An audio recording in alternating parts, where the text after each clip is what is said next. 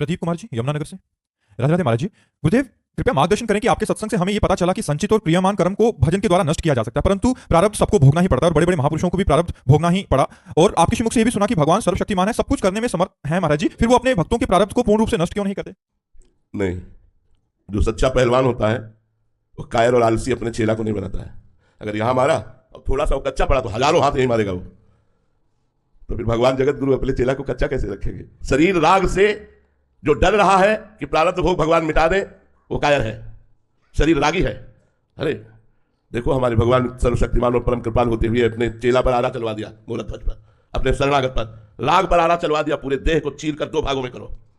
क्या समझते हो हम जगत गुरु के चेला कोई साधारण थोड़ी? भगवान अपने पार्षद को कमजोर बनाएंगे क्या? बड़ा सा बड़ा प्रारब्ध भोग भी ऐसे हंसते हुए मुस्कुरा करके जब आग में झोंका गया प्रहलाद जी को, जहर पिलाया गया प्रहलाद जी को, बड़े बड़े गजराजों से रौंदा गया प्रहलाद जी को, अस्त्र शस्त्रों का प्रहार किया गया, कृत्या उत्पन्न की गई, क्या क्या नहीं किया गया, लेकिन बाल विवाह का नहीं हुआ। तो हमारी छाती चौड़ी होती है कि मेरा स्वामी इतना कृपालु है, इतना मजबूत कर देता है अपने दास को कि प्रकृति का कोई भी वार उसका बाल बाका भी नहीं करता। सीम की चाप सके को तासु, बड़ रखवार नमापति दासु। भगवान अपने शिष्य को, अपने पार्षद को, अपने भक्त को कायर नहीं बनाते, कमजोर नहीं बनाते, विश्व को दिखा देते हैं कि देखो अगर जरूरत पड़ी तो मेरे लिए गर्दन कटाने में भी पीछे नहीं हटने वाले। इसलिए भगवान प्रारब्ध नहीं मिटाते, प्रारब्ध भोगने की सामर्थ्य देते हैं। भोगो और मेरा स्मरण करते हुए जगत के लिए उदाहरण बनो, जगत को दिखाओ कि हम भगवान के हैं और हर कष्ट सहकर भगवान के हैं। इसलिए बड़े बड़े महापुरुषों के शरीरों में भीषण पीड़ा दी गई। ये क्या है? भगवान परिपक्व करते हैं, भगवान मजबूत करते हैं अपने दासों को, देह भाव से रहित करके चिदान। तभी तो होता है ऐसा।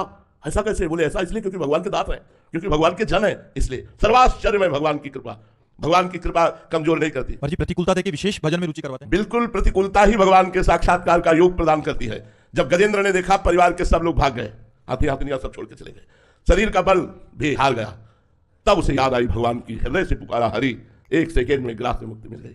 जब द्रौपदी जी ने देखा 5 पति गर्दन झुकाए हैं, भीष्मादि मौन धारण किए हैं, भुजाओं का बल थकित हो गया, 10,000 हाथियों का बल रखने वाला दुशासन बलवान खींच रहा है, जब देखा अपनी दांतों से भी साड़ी छूट जाएगी, गोविंद उसी क्षण वस्त्रावतार भगवान का हो गया। तो प्रतिकूलता योग प्रदान करती है भगवान के मिलन की। क्या सभी साधकों के जीवन में आएगी कि उसको शरणागत होना ही पड़ेगा प्रभु के चरणों में, या अलग भी स्थितियां हैं? अब ये वैद्य जाने की कौन सी दवा किस मरीज को देनी है। ऐसा तो नहीं कि बुखार में एक ही दवा सबको चलती हो, एक ही डोज सबको दिया जाता हो। एक ही प्रकार का बुखार नहीं होता, कई प्रकार का बुखार होता है, तो कई प्रकार की दवाएं भी होती हैं। अब जैसे अम्बरीश जी हैं, स्वस्थ शरीर है, चक्रवर्ती सम्राट है, सारा सुख वैभव है और भगवान के महान भक्त हैं।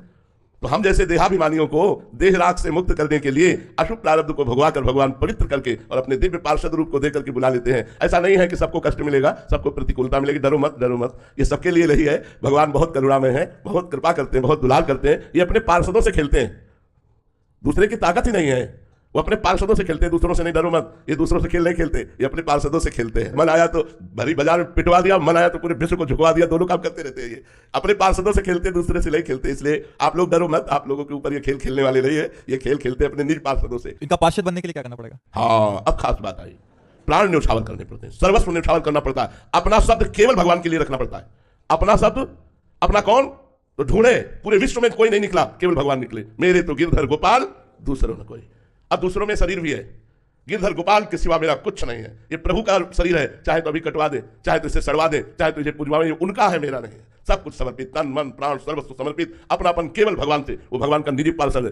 कहा राम रन हो तो पचारी अंतिम श्वास तक भगवान के आदेश का पालन किया। जय विजय है और कोई नहीं है, रावण कुंभकर्ण। और भगवान के सामने भगवान को कट वचन कहते हुए भगवान पर अस्त्र शस्त्रों का प्रहार। ये तो विरोधी पक्ष में भीष्म जी, महाभागवत और कृष्ण चंद्रजू के शरीर में कितने बाण मारे, कितने अस्त्र मारे। क्यों? क्योंकि वो निजी पार्षद है। अगर कृष्ण की इच्छा है कि प्रहार करो तो चूकेंगे नहीं, 1 सेकंड में उनकी आज्ञा का पालन करेंगे। मर्जी स्थिति नाम जब से आएगी या उनकी कृपा से आएगी? वैसे प्रधानता तो कृपा है, लेकिन सहयोगी नाम जप है।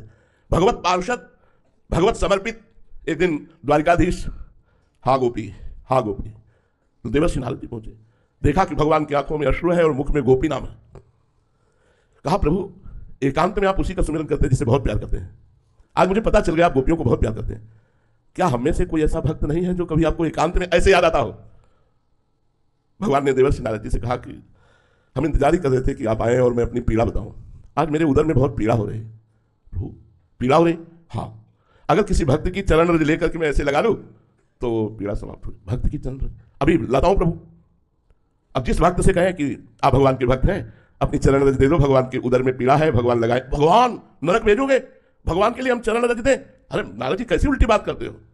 लेकिन जब ब्रज में आए और कहा गोपीजनों से कि भगवान के उदर में पीड़ा है, चरण रज तो ऊपर की ओढ़नी उतार दियो। सबने अपनी चरण रज धारी, बोले जल्दी जाओ और उनसे कहो लगाओ तुम्हारी पीड़ा दूर हो जाए। तो बोली तुम्हें पता है भगवान को चरण रज दे रहे नरक जाओगी? अरे बोले हम कोटि कोटि नरक भोगे, मेरे प्रीतम का कष्ट दूर हो जाए। जब जाके बात कही तो भगवान के आंसू आ गए और कहा तुम भी तो भक्त थे, तुमने अपनी चरण रज दी क्या? क्योंकि तुमको एक, अरे भगवान को चरण रज कैसे, अपनी चरण रज नहीं, सर्वस्व भगवान। ऐसा समर्पण तो फिर मालिक और उसका खेल बराबर होता है। ये भगवान के पार्षदों का खेल है, साधारण का खेल नहीं है। ऐसा मत समझो कि बड़े बड़े, देखो उड़िया बाबा के गड़ा से चलवा दिया 6 इंच गड़ा सा फव्वारा, ओम अनंत ध्यान। वो अपने पार्षदों के साथ जो तांडव खेलते हो दूसरा थर्रा जाएगा, इसलिए घबराओ मत, तुम पार्षद नहीं हो। पार्षद बनने के लिए तैयारी थे, सब कोई कमांडो नहीं बन जाता। इसीलिए भगवान के पार्षद है संत जन, भक्त जन, जो सिद्ध पुरुष है पार्षद है। हाँ, क्या क्या नहीं हुआ, भक्तों के चरित्र पढ़ करके देखिए। और भगवान उनके अधीन हो जाते हैं, उनके चरण दबाते हैं, उनकी आज्ञा का पालन करते हैं अपने भक्तों की। ऐसा प्यार कौन करने वाला है? अखिल ब्रह्मांडों का स्वामी हाथ जोड़े खड़ा रहता है अपने भक्तों के सामने। पग चापू और सेज बिछाऊं, नौकर बनूं हजाम, हाँकू बैल बनूं गजवारो, बिना तनख्वाह रथवान, यही तो मेरे मन में ठनी भगत मेरे मुकुटमणि। अपनो परण विशाल भगत को पूर्व परण निभाऊं, जाचे जाचू कहे तो बेचे से बिक जाऊं, और क्या कहूं घनी, जैसे पतिव्रता नारी घनी, भगत मेरे मुकुटमणि। ऐसी थोड़ी भक्ति का मार्ग भगवान का मार्ग है। तो आप लोग मत डरे, इतनी भयानक प्रतिकूलता आपको नहीं देंगे। देखो